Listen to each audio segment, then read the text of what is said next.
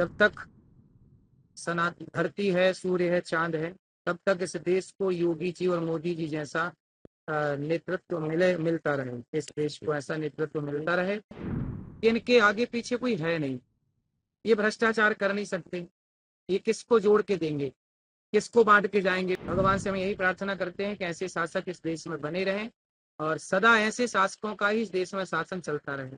राम जी बहुत सुंदर है, राम जी का दिव्य दर्शन हुआ। और राम जी पहली बार जब पहले आए थे तब रामलला का दर्शन हुआ, इस बार आए तो राम जी के साथ सीता मैया का भी दर्शन हुआ। ऊपर वाले फ्लोर में भगवान राम माँ भगवती जानकी के साथ विराजे हैं। बहुत अच्छा लगा राम जी का दर्शन करके, भगवान रामलला का दर्शन करके। और बहुत विस्तार से, बहुत दिव्यता उस मंदिर में। मुझे लगता है कि जैसे पहले उस जमाने में जो मंदिर बनाया गया था, इतिहास मिलता है कि सबसे जब मंदिर तोड़ा गया उसके बाद जो मंदिर का निर्माण कराया गया, तो वो हमारे उज्जैन के एक राजा हुए हैं, उनकी मैंने हिस्ट्री पढ़ी थी।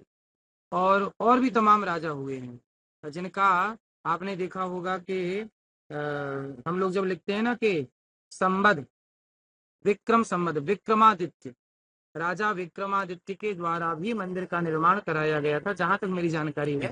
शायद कंफर्म आप करिए के द्वारा जो मंदिर का निर्माण हुआ होगा।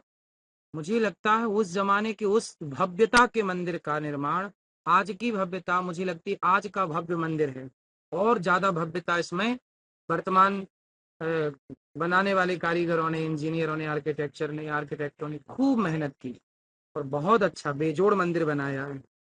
क्या गजब। जब पूरा तैयार हो जाए, अभी तो काम चल ही रहा है, जब पूरा तैयार होगा। अभी मैं जब पहली बार आया था तब मुझे यहाँ बहुत सारी चीजों का निर्माण नहीं दिखा था, इस बार आया तो बहुत सारी चीजों का निर्माण दिखा।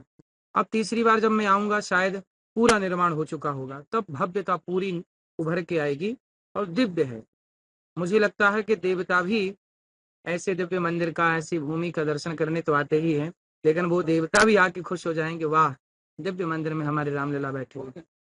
तो ध्वजारोहण का कार्यक्रम होना है, मंदिर पूर्णतः तलफ हो गया है, उसको लेकर के ध्वज की अगर बात की जाए तो भगवान राम के वंशज कौन से ध्वज लगाते थे, कैसे होता था ध्वज, ध्वज की विस्तृत कैसे होती है?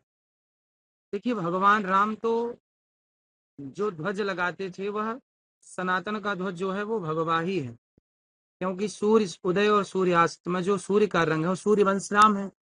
तो सूर्य का कलर क्या है, लगभग जब सूर्य उदयाचल और अस्ताचल की ओर होते हैं, उदय और अस्त होते हैं, तब आकाश में हम जो रंग देखते हैं वही रंग राम का था। यहाँ तक कि जब रामानंद सागर जी ने रामायण बनाई, उसमें जब राम जी की सेना चली तो वह सेना जो झंडा लेके चली वह झंडा भी भगवा ही था।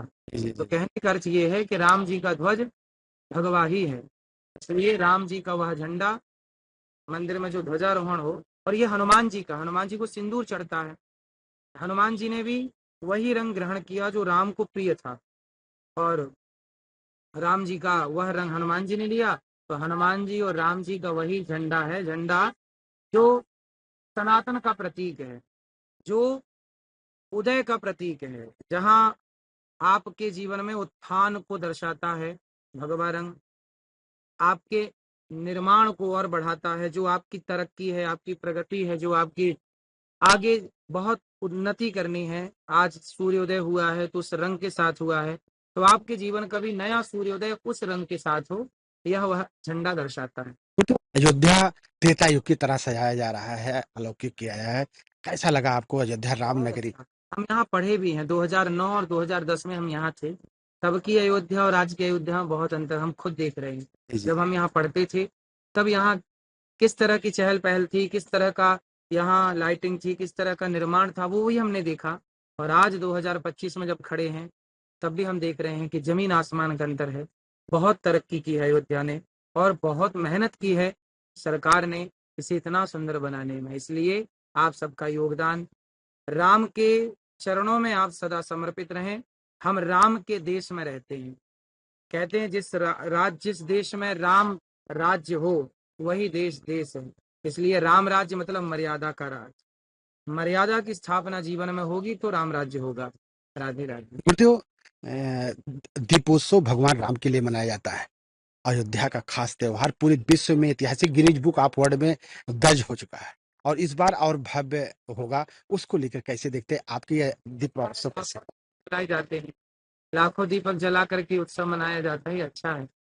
हर भक्त के नाम का एक दीपक हो, अर्थात हर भक्त की एक भावना है ना कि हमारा भी एक दीपक वहां जले राम के चरणों में। इस भाव से लोग दीप प्रज्वलित करते हैं। और देखो, कार्तिक के माह में दीप दान करने की बड़ी महिमा है। सनातन में दीप दान की बड़ी महिमा है। इसलिए आप सब भी आसपास जो नदियां हो वहां दीप जरूर दान करिए। दीप दान करने से आपका दीपक, कुल का दीपक सदा बढ़ता है, खिलखिलाता रहता है। और जो प्रधानमंत्री नरेंद्र मोदी और योगी जी को कैसे देखते हैं, जो हमेशा सनातन को लेकर के और नव निर्माण में लगे हुए हैं? दोनों ही अपने अपने जगह परफेक्ट। प्रधानमंत्री जी का भी कोई तोड़ नहीं है, बेजोड़ है। और योगी जी का भी कोई तोड़ नहीं है, बेजोड़। और बहुत ऐसे डिसीजन लेने वाले प्रधानमंत्री, मुख्यमंत्री इस देश को चाहिए। हम भगवान से यही प्रार्थना करते हैं, जब तक सनातन धरती है, सूर्य है, चांद है, तब तक इस देश को योगी जी और मोदी जी जैसा नेतृत्व मिलता रहे। इस देश को ऐसा नेतृत्व मिलता रहे ताकि इस देश की दिशा सही हो। क्योंकि आप अपने घर की चाबी किसी को भी नहीं दे सकते ना, ऐसे देश की चाबी किसी को कैसे दे सकते? जो व्यक्ति सनातन के लिए, अब देखिए सबसे बड़ी बात इन दोनों में ये है कि इनके आगे पीछे कोई है नहीं। ये भ्रष्टाचार कर नहीं सकते। ये किसको जोड़ के देंगे, किसको बांट के जाएंगे? बेटा है नहीं, परिवार है नहीं। इसलिए राजा ऐसा ही हो जिसके आगे पीछे कोई ना हो, क्योंकि यदि बेटे वाला राजा बन गया तो वो अपने बेटे की जेब भरने में लग जाएगा। इसलिए देश की तरक्की किसी से हो सकती है तो योगी जी, मोदी जी से ही हो सकती है, क्योंकि इनके आगे पीछे कोई नहीं है। राष्ट्र के सिवा, देश के सिवा इनका कोई नहीं है। ऐसा ही नेता चाहिए, ऐसा ही शासक चाहिए। भगवान से हम यही प्रार्थना करते हैं कि ऐसे शासक इस देश में बने रहें और सदा ऐसे शासकों का ही इस देश में शासन चलता रहे। जब तक ये धरती है, इस राष्ट्र को ऐसा ही शासक मिले। यदि शासक गलत आ गया तो सोचिए, भारत को बेचते कौन देखेगा? कल को भारत को अमेरिका के नाम लिखा है कि आज से भारत अमेरिका का, कौन देखने जाएगा? पूरा भारत ही बेच दे। यदि गलत नेतृत्व में चला गया, गलत हाथों में चला गया, तो कोई भारत भी तो बेच सकता है। सब कुछ हो सकता है। इसलिए हम ऐसे शासक को भगवान से ऐसी प्रार्थना करते हैं, इनकी आयु लंबी हो और इसी तरह निर्भीकता से राष्ट्र का संचालन करते रहें और जो राष्ट्र हित में कार्य है वो करते रहें, अच्छे निर्णय लेते हैं राष्ट्र हित। For more of such videos, do like, share and subscribe to ET Now Swadesh.